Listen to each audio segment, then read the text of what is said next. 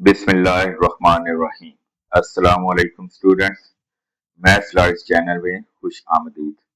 आज हम mathematics grade 10 chapter 1 की एक्सरसाइज 1.3 स्टार्ट कर रहे हैं, जो कि कॉम्प्लेक्स नंबर पर मबनी है। क्वेश्चंस पर जाने से पहले आइए इस एक्सरसाइज के कुछ बेसिक कॉन्सेप्ट्स को अच्छी तरह समझ लेते हैं। First, modulus. अगर हमारे पास एक complex number z equals a plus b iota हो तो उसका modulus of z equals square root of a square plus b square होता है।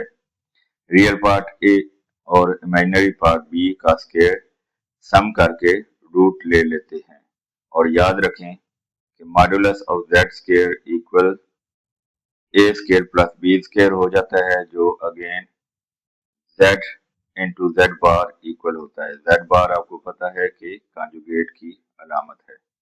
Second, conjugate. Complex number z का कॉन्जुगेट जेड बार इक्वल होता है a माइनस बी आयोटा के। यानी कि अगर हमारे पास एक complex number a plus b iota हो तो उसका conjugate a minus b iota होता है, जहां इमेजिनरी पार्ट का साइन चेंज हो जाता है। इसकी मेन प्रॉपर्टीज हैं z1 plus z2 whole bar equals z1 bar plus z2 bar और z1 into z2 whole bar equals z1 bar into z2 bar। Third, modulus property. Modulus हमेशा positive होता है, यानी modulus of z equals modulus of z बार और ये equal होता है modulus of minus z और अगेन ये इक्वल होता है मॉडुलस ऑफ माइनस z बार। इसके अलावा डबल कॉन्जुगेट लेने से वापस ओरिजिनल नंबर मिलता है, यानी z डबल बार इक्वल्स z। यहाँ पर मेन चीज आपने ये याद रखनी है कि आपके पास कॉन्जुगेट नंबर के जो आपके पास कॉम्प्लेक्स नंबर है उसमें a और b दोनों के साइन बेशक पॉजिटिव में हो या नेगेटिव में हो, जब उसका मॉडुलस लिया जाता है तो क्योंकि स्क्वायर फार्मूले में इस्तेमाल हो रहा होता है जो नेगेटिव नंबर्स को भी पॉजिटिव बना देता है, इसलिए कॉम्प्लेक्स नंबर या उसके कॉन्जुगेट का मॉडुलस लेने से या साइन चेंज होने से नेगेटिव लेने से आपके फाइनल मॉडुलस के आंसर में कोई चेंज नहीं होता। और लास्ट, रियल और इमेजिनरी पार्ट्स। किसी भी कॉम्प्लेक्स नंबर z जो इक्वल हो a प्लस बी आयोटा में a real part of z कहलाता है और imaginary part of z b के इक्वल होता है, जिसके साथ आयोटा की अलामत मौजूद हो। इन्हीं फार्मूलाज को यूज करके अब हम स्टेप बाय स्टेप सारी एक्सरसाइज सॉल्व करेंगे। तो चलिए अपनी वीडियो को स्टार्ट।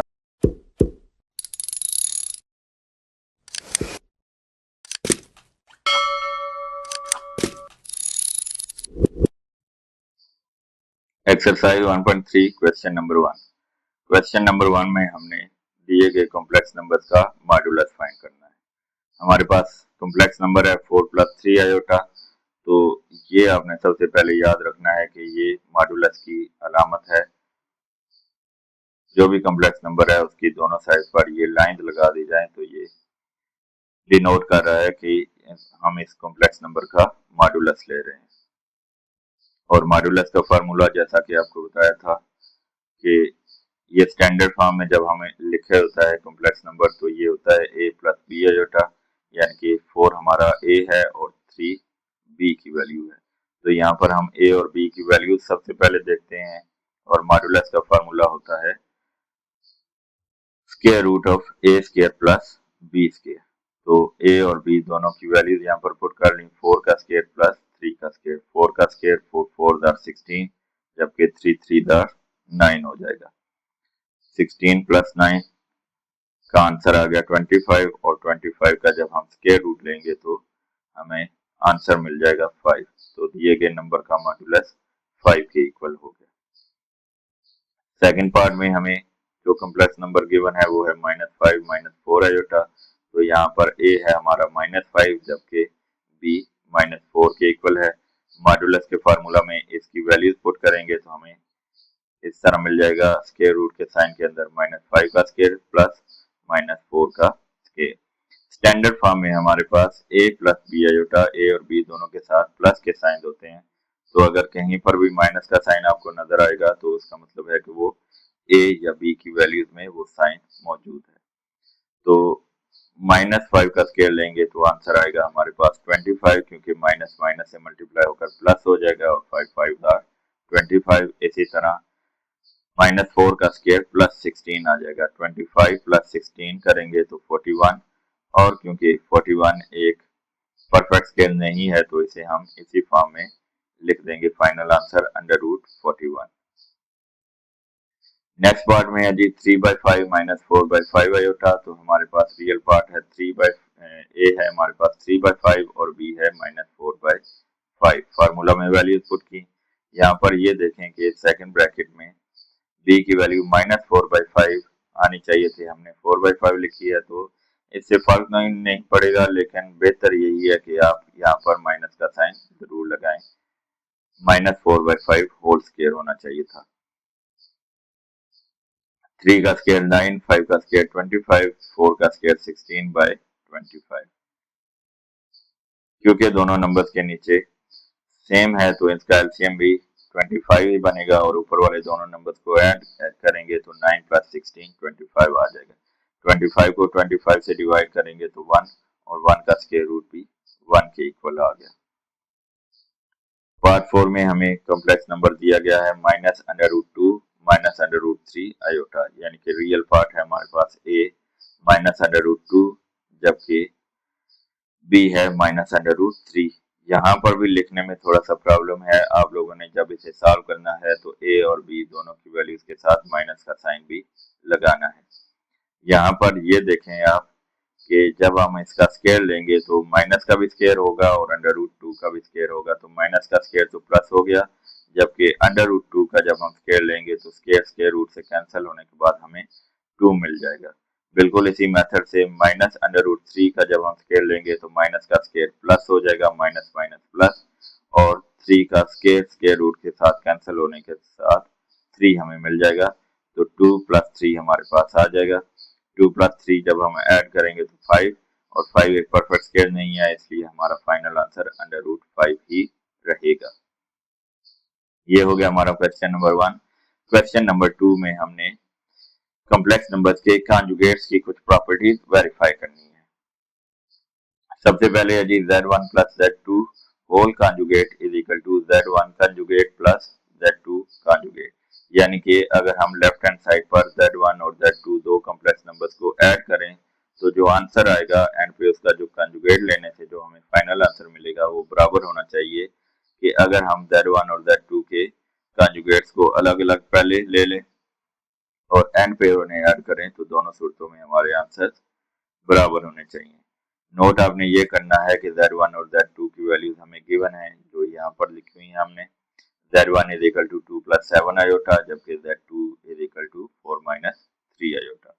सबसे पहले हम लेफ्ट हैंड साइड को सॉल्व करेंगे। लेफ्ट हैंड साइड है z1 + z2 होल कॉन्जुगेट, तो पहले हम इन दोनों को ऐड करेंगे और एंड पे कॉन्जुगेट लेंगे। z1 और z2 की वैल्यूज पुट की, ब्रैकेट्स को ओपन किया। अब इन्हें ऐड करना बहुत आसान है, 2 + 4 रियल पार्ट्स को ऐड किया तो 6, और 7 आयोटा में से 3 आयोटा को माइनस किया तो 4 आयोटा आ गया। z1 + z2 = 6 + 4 iota. अब इसका कॉन्जुगेट लेंगे, लेफ्ट हैंड साइड का भी कॉन्जुगेट लिया, राइट हैंड साइड का भी कॉन्जुगेट लिया। सबसे पहले हमने कॉम्प्लेक्स नंबर के ऊपर कॉन्जुगेट का साइन लगाया और अगले स्टेप में हम इसका कॉन्जुगेट ले लेंगे। किसी भी कॉम्प्लेक्स नंबर का कॉन्जुगेट आप जानते हैं कि उसका जो इमेजिनरी पार्ट है आयोटा वाला, उसका साइन चेंज हो जाता है, तो 6 + 4 आयोटा की जगह 6 - 4 आयोटा आ जाएगा। ये हमारे लेफ्ट हैंड साइड का आंसर है। अब हम राइट हैंड साइड को सॉल्व करते हैं। z1 का कॉन्जुगेट लिया, z1 हमारे पास था 2 + 7 आयोटा, तो इसका कॉन्जुगेट 2 - 7 आयोटा आ गया। z2 का कॉन्जुगेट हमारे पास 4 - 3 आयोटा से 4 + 3 आयोटा बन गया। अब दोनों के कॉन्जुगेट्स को हम ऐड करेंगे फाइनल स्टेप में, तो 2 + 4 6 - 7 iota plus 3 iota opposite sign होने की वजह से सब्ट्रैक्शन होगी, 7 में से 3 निकालेंगे 4, और साइन लगेगा बड़े नंबर का, बड़ा नंबर 7 था, उसके साथ माइनस था तो -4 आयोटा। तो राइट हैंड साइड का भी आंसर हमारे पास आ गया 6 - 4 आयोटा। तो क्योंकि दोनों साइड के आंसर इक्वल हैं तो हमारा ये प्रॉपर्टी वेरीफाई होगी। सेकंड पार्ट में हमने मल्टीप्लिकेशन की प्रॉपर्टी को वेरीफाई करना है कि z1 z2 whole conjugate is equal to z1 conjugate multiplied by z2 conjugate. यहाँ पर हमारे पास z1 लेफ्ट हैंड साइड को पहले हम सॉल्व करते हैं। z1 और z2 को पहले मल्टीप्लाई करेंगे, पहली ब्रैकेट का हर नंबर सेकंड ब्रैकेट से मल्टीप्लाई होगा तो हमारे पास 2 4 8, 2 3 6 आयोटा माइनस में, जबकि 7 4 28 आयोटा और plus minus minus 7 3 21 iota multiplied by iota, iota square आ जाएगा तो -21 आयोटा स्केयर। आयोटा स्केयर की जगह उसकी वैल्यू पुट करेंगे -1 तो ये बन जाएगा -21 को -1 से मल्टीप्लाई करेंगे तो +21, जबकि 28 आयोटा में से 6 आयोटा को माइनस कर दिया तो 22 आयोटा। 8 + 21 मिलकर 29 बन जाएंगे, 29 + 22 आयोटा हमारे लेफ्ट हैंड साइड का आंसर आ गया। अब हम बल्कि ये क्योंकि हमने सिर्फ z1 z2 को मल्टीप्लाई किया था, अब एंड पे हमने इसका कॉन्जुगेट लिया तो 29 - 22 आयोटा बन गया हमारा आंसर। राइट हैंड साइड पर आपको नजर आ रहा होगा कि यहाँ पर भी साइन इसी तरह नजर आ रहा है कि z1 z2 होल कॉन्जुगेट है, लेकिन ये दोनों के साथ अलग अलग लाइन है। z1 के साथ अलग लाइन लगी हुई है और z2 को थोड़े फासले से रखकर आपने अलग लाइन लगानी है, ये जुड़नी नहीं चाहिए। तो राइट हैंड साइड पर इन दोनों के कॉन्जुगेट्स हम अलग अलग लेंगे और एंड पर उन्हें मल्टीप्लाई करेंगे। z1 का कॉन्जुगेट आ गया हमारे पास 2 + 7 आयोटा की जगह 2 - 7 आयोटा, जबकि z2 का कॉन्जुगेट 4 - 3 आयोटा से 4 + 3 आयोटा बन गया। अब इन दोनों को हम मल्टीप्लाई करेंगे तो दोनों को ब्रैकेट में लिखकर मल्टीप्लाई किया, पहली ब्रैकेट के हर नंबर को सेकंड ब्रैकेट से मल्टीप्लाई किया तो हमें मिला a + 6 iota -28 iota -21 iota square. Iota square की जगह -1 -21 से मल्टीप्लाई होकर +21 बन जाएगा, जबकि 6 आयोटा -28 आयोटा का आंसर -22 आयोटा आएगा, क्योंकि अपोजिट साइन होने की वजह से सब्ट्रैक्शन होगी। 28 में से 6 को माइनस करेंगे तो 22 और साइन बड़े नंबर का माइनस लगेगा। अब 8 + 21 को हल करेंगे तो ये आंसर आ जाएगा 29 रियल पार्ट, जबकि इमेजिनरी पार्ट -22 आयोटा रहेगा। तो राइट हैंड साइड का आंसर आया 29 - 22 आयोटा, जो लेफ्ट हैंड साइड के आंसर के इक्वल है, तो हमारी ये प्रॉपर्टी भी वेरीफाई हो गई। थर्ड प्रॉपर्टी है जी डिवीजन की, कॉन्जुगेट्स की डिवीजन की प्रॉपर्टी, यानी कि z1 बटा z2, z1 को z2 से डिवाइड करने के बाद जो कॉन्जुगेट लेने से आंसर आएगा वो z1 और z2 के कॉन्जुगेट्स को डिवाइड करने से लिए गए आंसर के इक्वल होना चाहिए। लेफ्ट हैंड साइड को पहले सॉल्व करते हैं, z1 z2 को डिवाइड पहले करेंगे, 2 + 7 आयोटा को 4 - 3 आयोटा से डिवाइड किया, तो क्योंकि बटा में हमारे पास आयोटा आ गया तो इसे हमें रैशनलाइज करना पड़ेगा कॉन्जुगेट से मल्टीप्लाई और डिवाइड करने से। डिनोमिनेटर के कॉन्जुगेट 4 + 3 आयोटा से मल्टीप्लाई और डिवाइड किया तो ऊपर वाला हर नंबर सेकंड ब्रैकेट से मल्टीप्लाई होगा, जबकि नीचे a square minus b square का फार्मूला लगेगा। यहाँ पर देखें थोड़ी सी गलती हो गई है कि वही रूल नीचे भी अप्लाई हो गया। इस मेथड से भी हल करें आप तो आंसर हमारा सेम आएगा, लेकिन आपने नीचे 4 - 3 आयोटा a - b और 4 + 3 आयोटा a + b की फॉर्म में लिखकर a square minus b square formula लगाना है, यानी कि 4 का square minus 3 iota whole square. Brackets को मल्टीप्लाई करना आपको पता है, 2 को 4 से मल्टीप्लाई किया 8, 2 3 6 आयोटा, 7 4 28 आयोटा और 7 आयोटा को 3 आयोटा से मल्टीप्लाई करेंगे तो 21 आयोटा स्क्वायर बन जाएगा।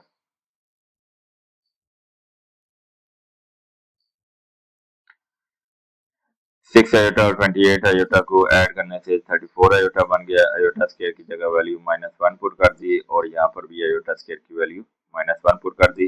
यहाँ पर देखें इस मेथड से भी हमारे पास 12 आयोटा -12 आयोटा कैंसिल होकर 0 आयोटा बन गए। असल में हमारे पास 16 -9 आयोटा स्क्वायर आ गया था और आयोटा स्क्वायर की जगह -1। अब ने फिर दोबारा मैं आपको बता रहा हूँ कि ये स्टेप्स को डिनोमिनेटर के लिए नहीं इस्तेमाल करना, इस स्टेप को भी और इस स्टेप को भी, बल्कि इसकी जगह आपने डायरेक्ट फार्मूला लगाना है। 4 का स्क्वायर -3 आयोटा होल स्क्वायर, 4 का स्क्वायर 16 आ जाएगा और 3 का स्क्वायर 9 आयोटा स्क्वायर आ जाएगा। -9 आयोटा स्क्वायर, आयोटा स्क्वायर की जगह -1 पुट करेंगे तो -1 -9 के साथ मल्टीप्लाई होकर +9 बन जाएगा और ऊपर 21 -1 से मल्टीप्लाई होकर -21 बन जाएगा। 8 -21 करेंगे तो -13 आ जाएगा। -13 प्लस 34 आयोटा और 16 प्लस 9 25 बन जाएगा। दोनों नंबर 25 से डिवाइड हो रहे हैं तो इन्हें अलग अलग डिवाइड कर देंगे हम, बल्कि एज इट इज रहने दिया। जब अब ये हमारे पास Z1/Z2 का आंसर आ गया। अब इसका कॉन्जुगेट हम लेंगे तो आयोटा वाले नंबर का साइन चेंज हो जाएगा। -13 -34 आयोटा बाय 25 हमारे पास लेफ्ट हैंड साइड का आंसर आ गया। राइट हैंड साइड पर Z1 और Z2 के कॉन्जुगेट्स लेने हैं हमने और फिर उनके डिवाइड करना है। तो Z1 और Z2 के कॉन्जुगेट्स की वैल्यू डायरेक्टली पुट कर दी गई है। Z1 का कॉन्जुगेट 2 + 7 आयोटा से 2 - 7 आयोटा, जबकि Z2 का कॉन्जुगेट 4 + 3 आयोटा से 4 3 आयोटा से 4 + 3 आयोटा बन गया। यहाँ पर भी बटा में आयोटा रिमूव करने के लिए डिनोमिनेटर के कॉन्जुगेट से मल्टीप्लाई और डिवाइड करेंगे। अगेन आपको बता रहा हूँ कि डिनोमिनेटर में a square minus b square का फार्मूला लगाना है और न्यूमरेटर में दो ब्रैकेट्स को मल्टीप्लाई करने के मेथड को आप बार बार रिवाइज कर चुके हैं। उसी मेथड से ये सॉल्व होता जाएगा। आयोटा स्क्वायर की वैल्यूज -1 पुट करेंगे, 21 को -1 से मल्टीप्लाई करने से -21 बन जाएगा। -9 -1 से मल्टीप्लाई होने से +9 बन जाएगा। 8 -21 का आंसर -13, जबकि 16 + 9 का आंसर 25 बन जाएगा। तो -13 -34 आयोटा बाय 25 आ गया। ये आंसर हमारा राइट हैंड साइड का आंसर लेफ्ट हैंड साइड के आंसर के इक्वल है, तो ये प्रॉपर्टी भी हमारी वेरीफाई हो गई। बढ़ते हैं क्वेश्चन नंबर 3 की तरफ। यहाँ पर हमने कॉम्प्लेक्स नंबर्स की मजीद कुछ प्रॉपर्टीज को वेरीफाई करना है। सबसे पहली प्रॉपर्टी है z double conjugate is equal to z, यानी कि किसी कॉम्प्लेक्स नंबर का कॉन्जुगेट अगर आप 2 टाइम्स लेंगे, कॉन्जुगेट का कॉन्जुगेट लेंगे तो वो ओरिजिनल नंबर के इक्वल आ जाएगा। लेफ्ट हैंड साइड पर है हमारे पास z कॉन्जुगेट का कॉन्जुगेट। तो सबसे पहले हम सिंगल कॉन्जुगेट फाइंड करते हैं। z है हमारे पास 5 - 2 आयोटा, इसका कॉन्जुगेट हम लेंगे तो ये बन जाएगा 5 + 2 आयोटा। अब इसके कॉन्जुगेट का एक दफा दोबारा कॉन्जुगेट लेंगे तो 5 + 2 आयोटा का कॉन्जुगेट 5 - 2 आयोटा बन जाएगा, जो ओरिजिनल नंबर z के इक्वल आ गया। सेकंड पार्ट में हमने वेरीफाई करना है कि z का मॉडुलस कॉम्प्लेक्स नंबर का मॉडुलस उसके कॉन्जुगेट मॉडुलस के इक्वल है। सबसे पहले z का मॉडुलस लेते हैं 5 - 2 आयोटा का। तो यहाँ पर a है हमारे पास 5, जबकि b है -2। फार्मूला लगाएंगे a स्क्वायर कॉम्प्लेक्स नंबर का modulus is equal to a square plus b square whole square root. तो दोनों की वैल्यूज पुट की। 5 का स्क्वायर 25 बन गया, जबकि -2 का स्क्वायर 4 बना।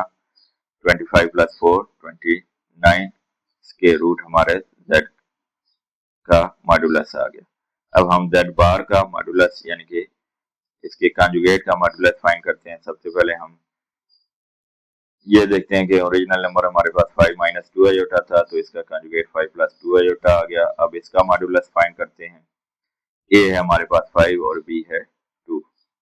वैल्यूज पुट की फार्मूले में 5 का स्क्वायर 25, जबकि 2 का स्क्वायर 4। 25 + 4 29। तो आप देखेंगे कि दोनों आंसर हमारे पास √29 आ गए। इसका मतलब है कि ये दोनों आपस में इक्वल हैं।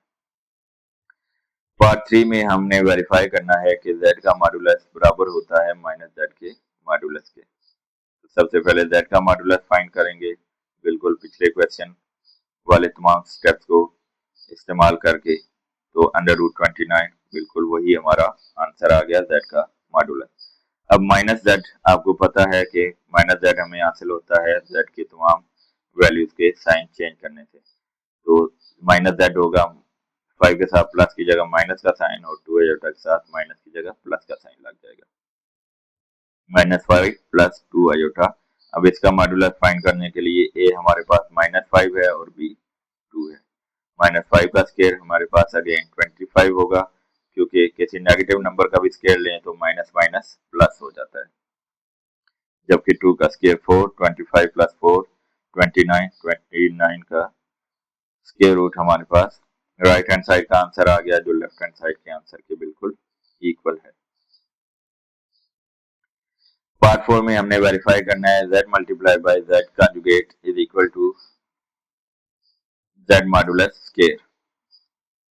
लेफ्ट हैंड साइड को पहले हल करते हैं।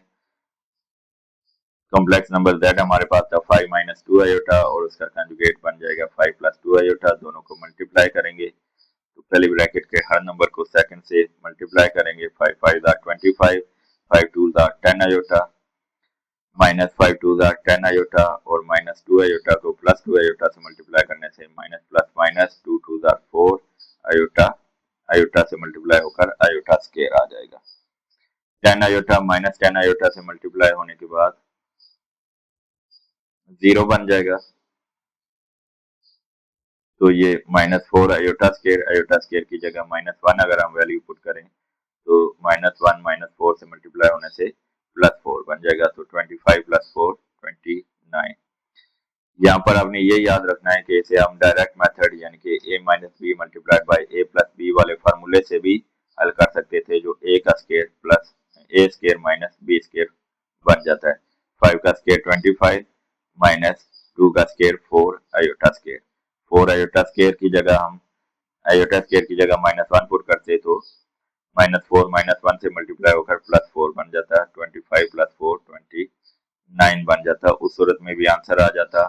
और बल्कि वो जो मेथड है a square minus b square का फार्मूला लगाने वाला, वो ज्यादा इजी है। तो आपने ये चीज अपने जहन में बिठानी है कि जब भी हमारे पास दो कॉम्प्लेक्स नंबर मल्टीप्लाई हो रहे हैं जो एक दूसरे का कॉन्जुगेट है, तो हमेशा a square minus b square का फार्मूला अप्लाई करना है। अब हम राइट हैंड साइड को सॉल्व करते हैं। तो सबसे पहले हम z का मॉडुलस लेंगे और फिर उसका स्केयर मालूम करेंगे। यहाँ पर देखें z का modulus directly under root 29 apply कर दिया गया है, क्योंकि z का मॉडुलस हमने पिछले 2-3 पार्ट में पहले भी मालूम किया है। तो आपने जब आपके पास क्वेश्चन टेस्ट में या पेपर में आएगा तो डायरेक्टली ये वैल्यू नहीं लिखनी, बल्कि वही सारे मेथड्स इस्तेमाल करके फार्मूला लगाकर a square plus b square whole square root और वहां पर a और b की वैल्यूज पुट करके सिंप्लीफाई करके अंडर रूट 29 पहले आपने खुद फाइंड करना है और फिर उसका स्केयर लेना है। स्केयर रूट से कैंसिल होने के बाद 29 हमारे राइट हैंड साइड का आंसर आ गया, जो लेफ्ट हैंड साइड के बिल्कुल इक्वल है। पार्ट 5 में हमने वेरीफाई करना है z का modulus is equal to minus z conjugate के नेगेटिव के मॉडुलस के। सबसे पहले z का मॉडुलस फाइंड करते हैं। z है हमारे पास 5 माइनस 2 आयोटा, a है हमारे पास 5 और b है -2। फार्मूला में पुट किया मॉडुलस के a square plus b square whole square root. 5 का स्केयर 25, 4 -2 का स्केयर 4 और ये 29 का स्केयर रूट हमारे पास z का मॉडुलस लेफ्ट हैंड साइड का आंसर आ गया। राइट हैंड साइड पर आपने देखना है कि 2-3 स्टेप्स आपको करने पड़ेंगे। सबसे पहले हमने z का कंजुगेट लिखना है, जो 5 + 2 आयोटा होगा और फिर उसका नेगेटिव लेना है। जब हम इसका नेगेटिव लेंगे तो इसके दोनों साइन चेंज हो जाएंगे। 5 + 2 आयोटा दोनों पॉजिटिव थे, अब हमारे पास दोनों माइनस में आ जाएंगे। -5 - 2 आयोटा। तो a हमारे पास -5 है और b -2 है। ये मॉडुलस के फार्मूला में पुट करेंगे तो a square minus plus b square का फार्मूला लग गया। -5 का स्क्वायर 25, जबकि -2 का स्क्वायर भी 4 आ जाएगा। तो 25 + 4 29 होल स्क्वायर रूट, ये हमारे राइट हैंड साइड का आंसर आया जो परफेक्टली इक्वल है लेफ्ट हैंड साइड के आंसर के साथ। बढ़ते हैं क्वेश्चन नंबर 4 की तरफ। अब इस एक क्वेश्चन में हमें z की वैल्यू दी हुई है 4 - 3 आयोटा और हमने ये वेरीफाई करना है कि ये चारों चीजें आपस में इक्वल होती हैं। z का मॉडुलस इक्वल है -z के मॉडुलस के, और z कांजुगेट के मॉडुलस के, और z conjugate negative of z conjugate के मॉडुलस के इक्वल है। सबसे पहले हम z का मॉडुलस फाइंड करेंगे। ये है हमारे पास 4 और b है -3। फार्मूले में पुट करेंगे वैल्यूज, तो 4 का स्क्वायर 16 -3 का स्क्वायर 9, 16 + 9 25 और 25 का स्क्वायर रूट लेंगे तो 5 आ गया हमारे पास। अब -z का मॉडुलस फाइंड करते हैं। जब हम नेगेटिव लेंगे कम्प्लेक्स नंबर z का तो उसके दोनों साइन चेंज हो जाएंगे, 4 के साथ माइनस आ गया और 3 आयोटा के साथ प्लस आ गया। तो a हमारे पास बन गया -4, जबकि b बन गया 3। फार्मूला में वैल्यूज पुट की, -4 का स्क्वायर 16, 3 का स्क्वायर 9, 16 + 9 25, 25 का स्क्वायर रूट अगेन 5 आ गया। तीसरे पार्ट में z कांजुगेट का मॉडुलस फाइंड करना है, तो फर्स्ट टाइम हम z का कांजुगेट फाइंड करते हैं, बल्कि यहाँ पर 4 स्टेप पहले किया गया है, 4th पार्ट को पहले फाइंड किया गया है।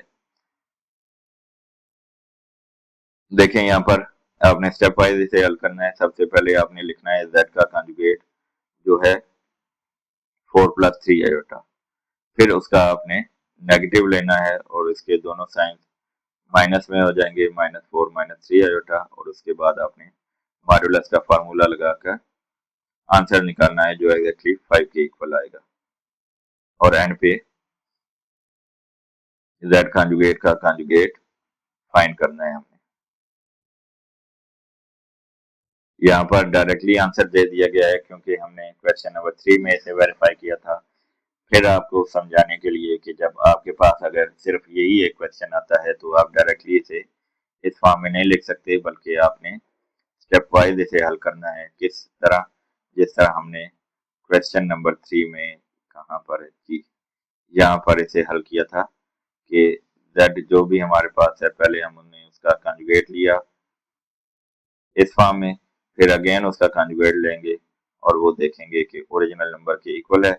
जब हम उसका कंजुगेट ले लेंगे, यहाँ पर फिर मैं स्टेप दोहरा देता हूँ आपको क्वेश्चन नंबर 4 में, तो देखें z का कंजुगेट हमारे पास आएगा 4 + 3 आयोटा, और अगेन उसका कंजुगेट लेंगे तो 4 - 3 आयोटा आ जाएगा। 4 - 3 आयोटा का जब हम मॉडुलस हमने फाइंड करना है तो वो यही सारे स्टेप्स होंगे, क्योंकि वो z के इक्वल है तो इसके कंजुगेट के भी यही सारे स्टेप्स होकर हमारा फाइनल आंसर 5 ही आएगा। इस तरह हमने ये साबित किया कि ये चारों जो चीजें हैं वो आपस में इक्वल होती हैं। दरअसल यहाँ पर हो ये रहा है कि कंजुगेट लेने से या नेगेटिव लेने से हमारे पास a और b जो कॉम्प्लेक्स नंबर के पार्ट्स हैं, रियल और इमेजिनरी, उनके साइंस चेंज होते हैं, जबकि नंबर्स में कोई तब्दीली नहीं आती। और हमारे पास जो मॉडुलस का फार्मूला है a² + b², उसमें साइंस का कोई असर नहीं होता, क्योंकि साइंस पॉजिटिव हो या नेगेटिव हो, जब हम उनका स्क्वायर ले रहे होते हैं तो हमारा आंसर हमेशा पॉजिटिव ही आता है। इसलिए ये सारी चीजें आपस में इक्वल ही रहती हैं। बढ़ते हैं एक्सरसाइज के लास्ट क्वेश्चन की तरफ।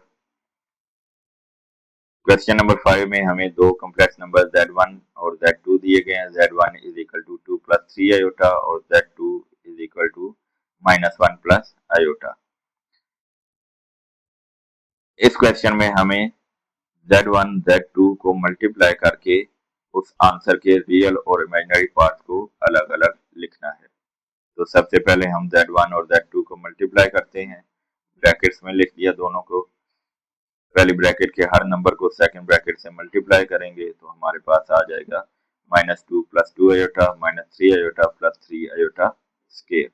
आयोटा स्केयर की जगह -1 पुट करेंगे तो ये बन जाएगा +3 मल्टीप्लाइड बाय -1, तो plus minus minus 3 one jar 3 -3 आ जाएगा, जबकि 2 आयोटा -3 आयोटा को सिंप्लीफाई करने से माइनस आयोटा आ गया। क्योंकि दोनों के साइन मुख्तलिफ हैं तो बड़े में से छोटा नंबर माइनस हुआ, 3 में से 2 माइनस किया 1, और आंसर के साथ बड़े नंबर का साइन माइनस लगा तो -1 आयोटा या माइनस आयोटा आ गया।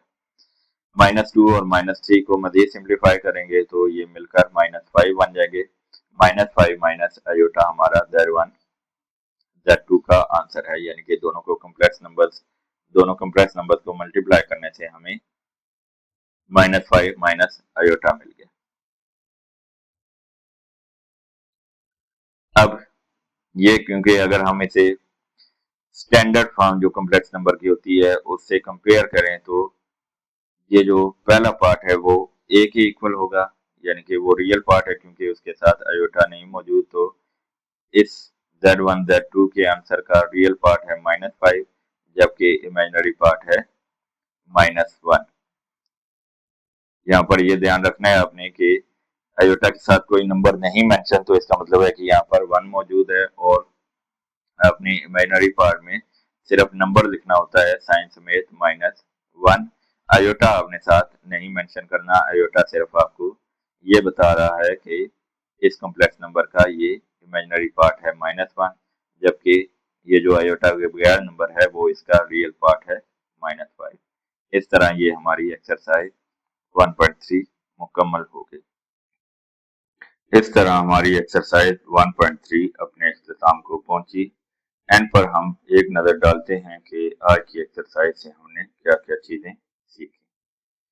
सबसे पहले हमने सीखा कि किसी भी कॉम्प्लेक्स नंबर z का मॉडुलस इस अलामत से जाहिर किया जाता है और इसे मालूम करने का फार्मूला है a square plus b square whole square root, जिसमें a कॉम्प्लेक्स नंबर का रियल पार्ट और b इमेजिनरी पार्ट होता है और z is equal to a plus b iota. इसके बाद हमने ये सीखा कि किसी भी कॉम्प्लेक्स नंबर z के कॉन्जुगेट को z बार की अलामत से जाहिर किया जाता है और वो इक्वल होता है a माइनस b आयोटा के। इसके बाद हमने कॉन्जुगेट की डिफरेंट प्रॉपर्टीज वेरीफाई की, यानी कि अगर दो कॉम्प्लेक्स नंबर हमारे पास मौजूद हों, उन्हें इकट्ठे पहले ऐड किया जाए, मल्टीप्लाई किया जाए या डिवाइड किया जाए और फिर उसके बाद जो कॉन्जुगेट लेंगे तो वो आंसर इक्वल होता है कि अगर हम उन्हें इनफरादी तौर पर पहले कॉन्जुगेट लेकर प्लस मल्टीप्लाई या डिवाइड करें तो दोनों सूरतों में हमारे आंसर हमेशा इक्वल आते हैं। किसी भी कॉम्प्लेक्स नंबर का डबल कॉन्जुगेट लेने से ओरिजिनल नंबर के इक्वल हमारा आंसर आ जाता है। फिर हमने ये देखा कि किसी भी कॉम्प्लेक्स नंबर z का मॉडुलस उसके कॉन्जुगेट के मॉडुलस के इक्वल होता है, उसके नेगेटिव के मॉडुलस के इक्वल होता है और उसके नेगेटिव कॉन्जुगेट के मॉडुलस के भी इक्वल हो जाता है। इसी तरह जब भी किसी कॉम्प्लेक्स नंबर को अपने कॉन्जुगेट के साथ मल्टीप्लाई किया जाए तो उसका आंसर हमेशा उसके मॉडुलस के स्क्वायर के इक्वल आता है। और एंड पे हमने ये देखा कि जब हमारे पास कोई भी कॉम्प्लेक्स नंबर हो उसे सिंप्लीफाई करके a प्लस बी आयोटा की फॉर्म में तब्दील किया जा सकता है, और जब हमारे पास सिंप्लीफाई फॉर्म में कॉम्प्लेक्स नंबर आ जाता है तो हम a को उसका रियल पार्ट कहते हैं जबकि b को उसका इमेजिनरी पार्ट कहते हैं। मुझे उम्मीद है कि आपको हर स्टेप और कैलकुलेशन अच्छी तरह समझ आ गई होगी। अगर आपका कोई भी क्वेश्चन या कंफ्यूजन है तो नीचे कमेंट सेक्शन में ज़रूर आगाह करें। इस वीडियो को अपने क्लास फेलोज के साथ शेयर करें। वीडियो को लाइक और मैथ स्लाइड्स को ज़रूर सब्सक्राइब करें ताकि अपनी आने वाली हर न्यू एक्सरसाइज की वीडियो आपको वक्त पर मिल सके। मिलते हैं इंशाल्लाह अगली वीडियो में एक नई एक्सरसाइज के सोल्यूशन के साथ। तब तक के लिए अपना बहुत ख्याल रखिएगा। अल्लाह हाफिज।